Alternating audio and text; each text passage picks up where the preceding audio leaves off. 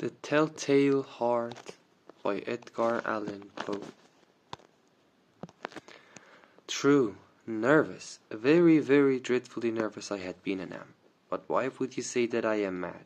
The disease had sharpened my senses, not destroyed, not dulled them. Above all was the sense of hearing acute. I heard all things in the heaven and in the earth. I heard many things in hell. How then am I mad? Hearken, and observe how healthily, how calmly I can tell you the whole story. It is impossible to say how first the idea entered my brain, but once conceived, it haunted me day and night. Object there was none, passion there was none. I loved the old man. He had never wronged me, he had never given me insult. For his gold I had no desire. I think it was his eye. Yes, it was this. He had the eye of a vulture, a pale blue eye with a film over it. Whenever it fell upon me, my blood ran cold, and so by degrees, very gradually, I made up my mind to take the life of the old man, and thus rid myself of the eye forever. Now this is the point. You fancy me mad. Madmen know nothing. But you should have seen me. You should have seen how wisely I proceeded, with what precaution, with what foresight, with what dissimulation I went to work. I was never kinder to the old man than during the whole week before I killed him, and every night about midnight I turned the latch of his door and opened it, oh, so gently, and then, when I had made an opening sufficient for my head, I put in a dark lantern, all closed so that no light shone out, and then I thrust in my head. Oh, you would have laughed to see how cunningly I thrust it in. I moved it slowly, very, very slowly, so that I might not disturb the old man's sleep. It took me an hour to place my whole head within the opening so far that I could see him as he lay upon his bed. Ha! Would a madman have been so wise as this? And then, when my head was well in the room, I undid the lantern cautiously, oh, so cautiously, for the hinges creaked, and I undid it just so much that a single thin ray fell upon the vulture eye. And this I did for 7 long nights, every night just at midnight, but I found the eye always closed, and so it was impossible to do the work, for it was not the old man who vexed me, but his evil eye.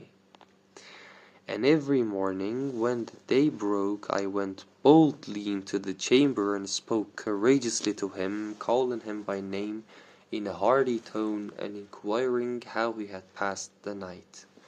So you see, he would have been a very profound old man indeed to suspect that every night, just at 12, I looked in upon him while he slept. Upon the 8th night, I was more than usually cautious in opening the door. A watch's minute hand moves more quickly than did mine. Never before that night had I felt the extent of my own powers, of my sagacity. I could scarcely contain my feelings of triumph to think that there I was, opening the door little by little, and he not even to dream of my secret deeds or thoughts. I fairly chuckled at the idea, and perhaps he heard me, for he moved on the bed suddenly, as if startled.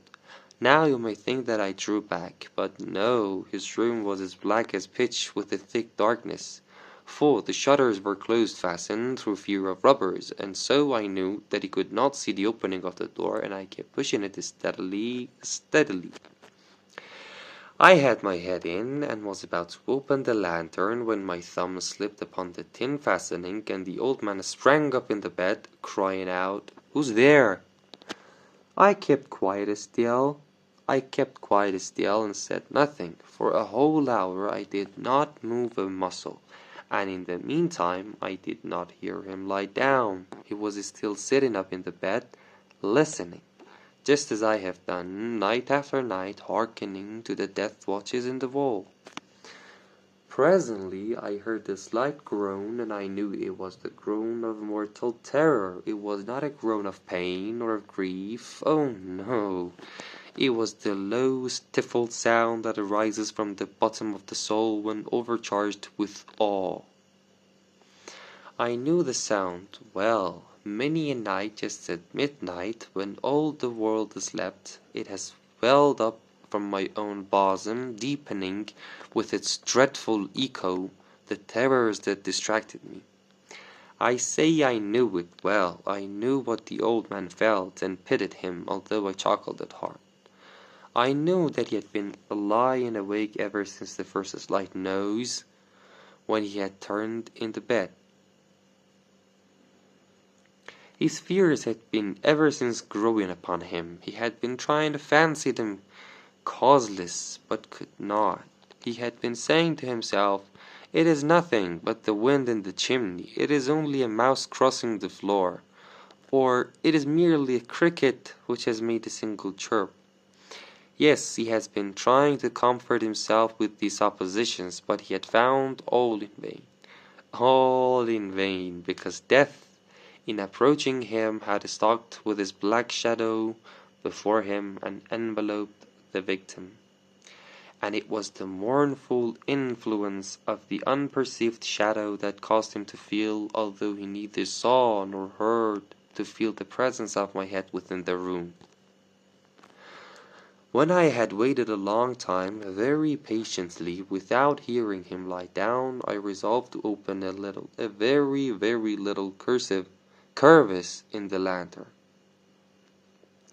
So I opened it, you cannot imagine how stealthily, until at length a single dim ray, like the thread of the spider, shot from out the crevice and fell upon the vulture eye. It was open, wide open, and I grew furious as I gazed upon it. I saw it with perfect distinctness, all a dull blue with a hideous veil over it. With a hideous veil over it that chilled the very marrow in my bones. But I could see nothing else of the old man's face or person, for I had directed the ray as if by instinct precisely upon the damned spot.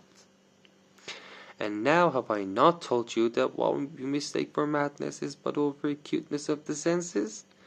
Now I say, there came to my ears a low, dull, quick sound, such as a watch makes when enveloped in cotton.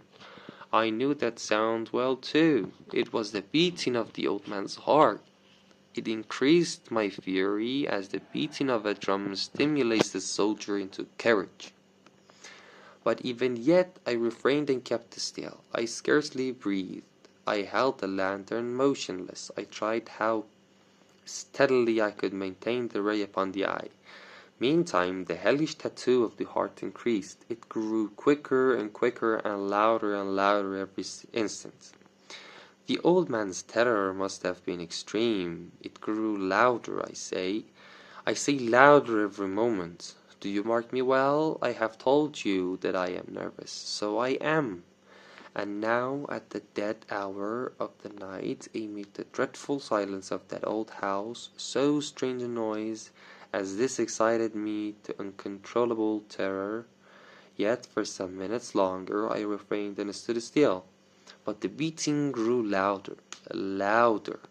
I thought the heart must burst, and now a new anxiety seized me. The sound would be heard by a neighbor. The old man's hour had come. With a loud yell, I threw open the lantern and leaped into the room. He shrieked once only. In an instant I dragged him to the floor and pulled the heavy bed over him. I then smiled gaily to find the deed so far done, but for many minutes the heart beat on with a muffled sound. This, however, did not vex me. It would not be heard through the wall. At length it ceased. The old man was dead. I removed the bed and examined the corpse. Yes, he was stone dead. I placed my hand upon the heart and held it there many minutes. There was no pulsation. He was stone dead. His eye would trouble me no more. If still you think me mad, you will think so no longer when I describe the wise precautions I took for the concealment of the body. The night waned, and I worked hastily, but in silence. First of all, I dismembered the corpse. I cut off the head and the arms and the legs. I then took up 3 planks from the flooring of the chamber and deposited all between the scantlings. I then replaced the boards so cleverly, so cunningly that no human eye, not even his, could have detected anything wrong. There was nothing to wash out, no stain of any kind, no blood spot whatever. I had been too weary for that. A top had cut all. Ha ha! When I made an end of these labors, it was 4 o'clock, still dark as midnight. As the bell sounded the hour, there came a knocking at the street door. I went down to open it with the light hard, for what had I now to fear?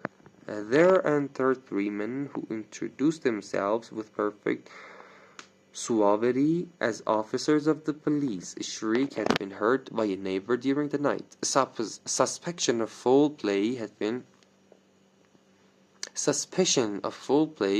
aroused. Information had been lodged at the police office, and they, the officers, had been deputed to search the premises. I smiled, for what had I to fear? I bade the gentleman welcome. The shriek, I said, was my own. In a dream, the old man I mentioned was absent in the country. I took my visitors all over the house.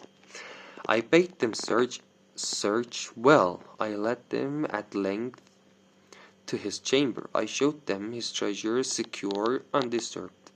In the enthusiasm of my confidence, I brought chairs into the room, and desired them here to rest from their fatigues, while I myself, in the wild audacity of my perfect triumph, placed my own seat upon the very spot beneath which reposed the corpse of the victim. The officers were satisfied. My manner had convinced them. I was singularly at ease. They sat, and while I answered cheerily, they chatted of familiar things, but ere long I felt myself getting pale and wished them gone. My head ached, and I fancied a ringing in my ears, but still they sat and still chatted. The ringing became more distinct. It continued and became more distinct. I talked more freely to get rid of the feeling, but it continued and gained definitiveness, until at length I found that the noise was not within my ears. No doubt I now grew very pale, but I talked more fluently and with a heightened voice. Yet the sound increased, and what could I do? It was a low, dull, quick sound, much such a sound as a watch makes when enveloped in cotton. I gasped for breath, and yet the officers heard it not. I talked more quickly, more vehemently, but the noise steadily increased. I arose and argued about trifles, in a high key and with violent gesticulations, but the noise steadily increased. Why would they not be gone? I paced the floor to and fro with heavy strides, as if excited to fury by the observation of the men, but the noise steadily increased. Oh God, what could I do? I foamed, I raved, I swore, I swung the chair upon which I had been sitting, and grated it upon the boards, but the noise arose over all and continually increased. It grew louder, louder, louder, and still the men chatted pleasantly and smiled.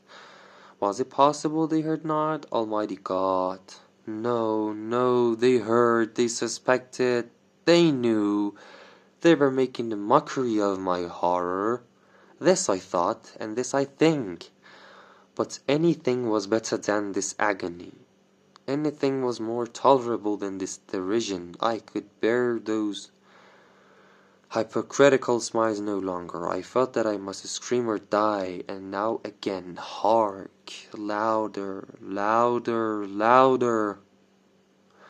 Villains! I shrieked. Dissemble no more. I admit the deed. Tear up the planks. Here, here, it is the beating of his hideous heart.